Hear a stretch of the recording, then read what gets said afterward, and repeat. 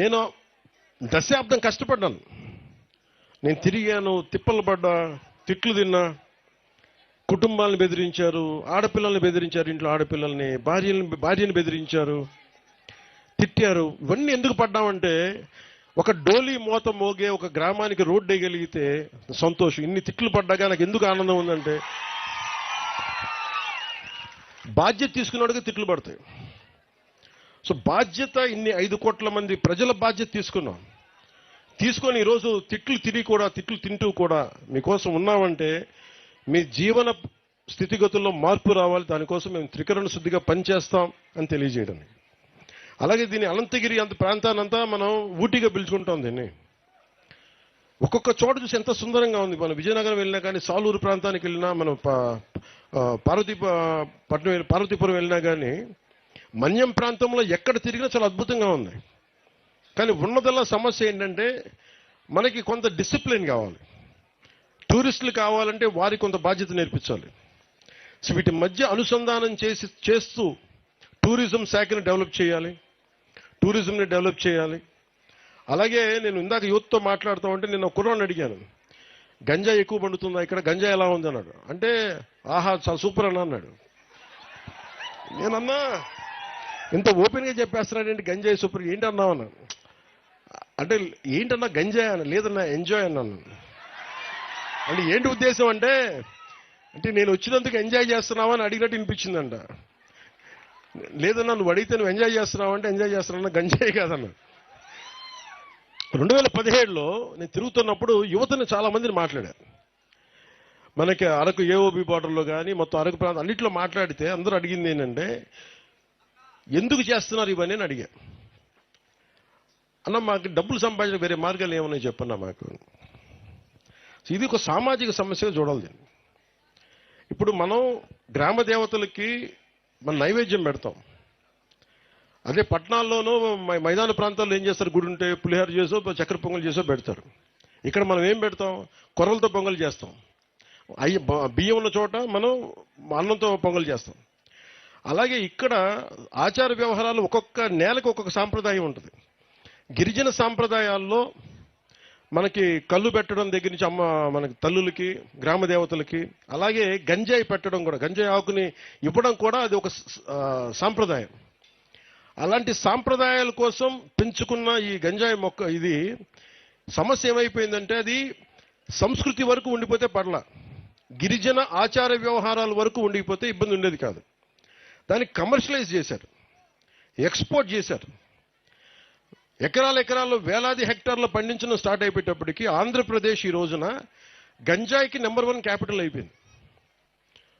మనం అనుకోవచ్చు ఏం జరుగుద్ది, గంజాయి మనకు మొక్కేస్తాం పోద్దంటే. దీనివల్ల ఏం జరుగుతుంది అంటే చాలా మంది యువత పాడైపోయి తాగేసి చిన్నపిల్లలకి చాక్లెట్ల రూపంలో ఇచ్చేసి, మొన్న ఈ మధ్యన కడపలో అనుకుంటా టీచర్ మీద తిరగబడి పిల్లలు కొట్టేశారు, గుండెల మీద కొడితే చనిపోయారు ఆయన. దానికి కూడా ఈ మొత్తం మంది ప్రభావం ఉందనేది పోలీసులు ఆ దిశగా కూడా ఆలోచిస్తున్నారు. అందుకని గంజాయి సాగుని మనం నిలువరించాలి. కానీ అలాగే నేను ఆలోచిస్తుంది ఏంటంటే ముఖ్యమంత్రి గారి దృష్టి కూడా తీసుకెళ్ళాలి, దీన్ని ఒక సామాజిక సమస్యగా కూడా చూడాలి. అందుకని టూరిజం మీకు మేజర్ మనీ అవుద్ది. మీరు కనుక టూరిజంని కనుక మీరు అప్లై చేసుకుంటే, ఉదాహరణకి మనకు 20 గ్రామాలు ఉన్నాయి. 20 గ్రామాల్లో మీరు 2 ఇళ్ళు కనుక ఒక హోమ్ స్టే లాగా అదే ఇల్లు బాగా కట్టి, అదే మట్టి బాగా కట్టి కనుక ఇవ్వగలిగితే, ఎవరైనా బయట వాళ్ళు వస్తే ఒక 2 రోజులు ఉంటే మీకు డబ్బు వస్తాయి. మీ చిన్న గ్రామాలకి డబ్బు వస్తాయి. మీరు చుట్టుపక్కల ఏదైనా తీసుకెళ్తే మందు మాకులు మనం కూర్చోబెట్టి ఆయుర్వేదిక్ మొక్కలు వేస్తే దానివల్ల కొంటే డబ్బులు వస్తాయి. ఇప్పుడు నేను ఎందాకెళ్ళి ఒక 1000 రూపాయలు 1500 రూపాయలు పెట్టి ఆ మొక్కలు కొనుక్కున్నాం. సో మనం చాలా చెయ్యొచ్చు. సో మీకు గంజాయి అనేది అది మీకు ఆదాయానికి మార్గం కాకూడదు. నేను యువతకు అదే కోరుకుంటా ఉన్నా. సంపాదించడం చాలా తేలిగ్గా ఉంటుంది, కానీ దాని ద్వారా వచ్చే దుష్ఫలితాలు మటుకు చాలా లోతుగా ఉన్నాయి. అందుకని ముఖ్యంగా అందరూ ఉన్నారని నేను చెప్పట్లేదు, కానీ గంజాయి సాగు చేస్తున్న యువతకి నా అప్పీల్, నా విన్నపం ఏంటంటే దయచేసి మీకు ప్రత్యామ్నాయ మార్గాలు కల్పిస్తాం. దాన్ని కొంచెం మీరు ఆలోచించి దాన్ని దయచేసి ఎంకరేజ్ చేయకుండా మీరు దృష్టిలో ఉంటారని నేను మీకు వేడుకుంటా ఉన్నాను.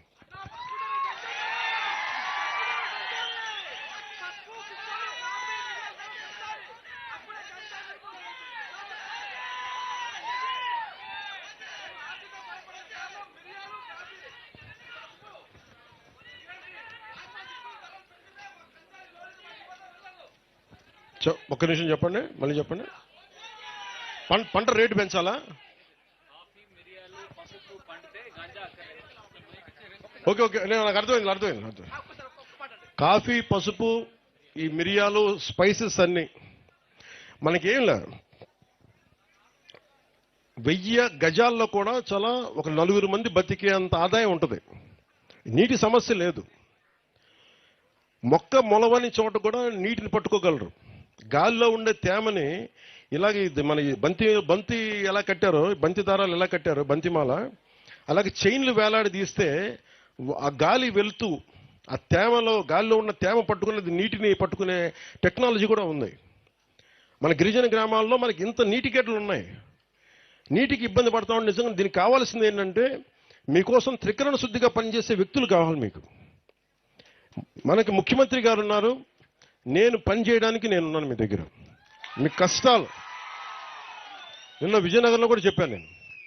నేను ప్రతి 2 నెలలకి 15 రోజులు మన మన్యం ప్రాంతంలోనే తిరిగి మీకు సాధక బాధలు అన్నీ తెలుసుకొని, ఎందుకంటే మీరు గంజాయిని మీరు వదిలే వరకు నేను మిమ్మల్ని వదలను.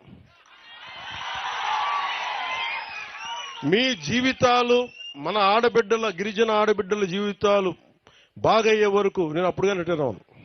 మీరు సంతోషంగా ఉండాలి. మీరు మన ఎందుకంటే నాకు గిరిజన ఆచార వ్యవహారాల మీద అపారమైన నాకు గౌరవం. నాకు సో మీ అందరికీ నేను మీకోసం పనిచేసే మీ ఇంట్లో వాడు ఒకడు ఉన్నాడు అనుకోండి. ఇక్కడ నేను ఎందుకు నడిచానో కూడా చెప్తా.